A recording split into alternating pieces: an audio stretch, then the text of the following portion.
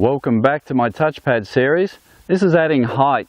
Now if you're here, your dog clearly understands what you want from them, and that's that they put both feet on a touchpad and that those feet are still.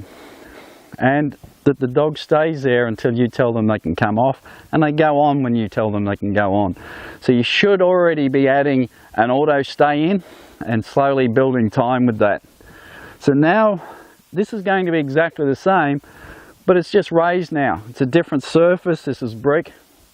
It's a different surface. There's a little bit of movement here, so it'll help gain confidence once they get used to it with the movement and things like that as well. So that's really important with me. I don't like something that's dead stationary and built to specs. I use a lot of just natural stuff when I'm doing this, so it might be a log or something like that.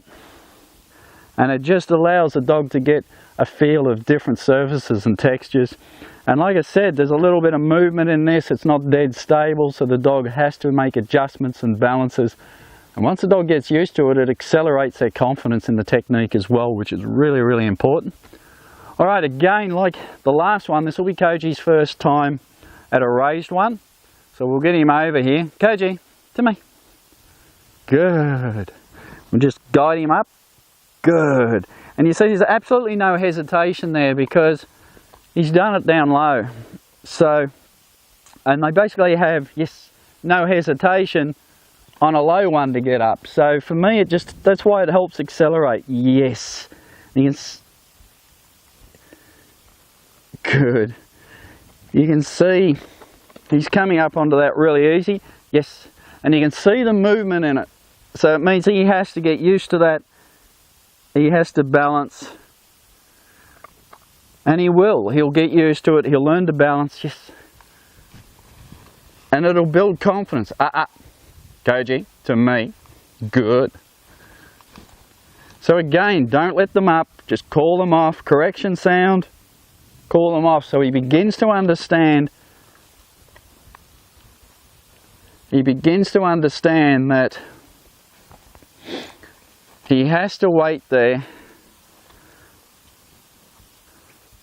until he's told he can come off.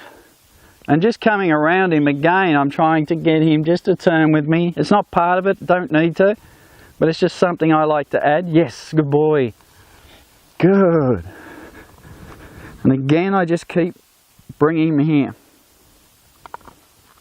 Good. And as you can see, he's doing this really, really easily because it's just a slight change to what we'd already done. Okay. So again, from all different angles. Yes. Good. I went a little early there on the marking. He still had 1 foot slightly in the air and I missed it.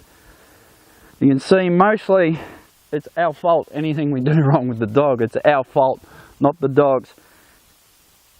Yes. So you can see he just held that other foot up there for a moment because I marked him with it. And it was the same foot. Yes. So they learn mistakes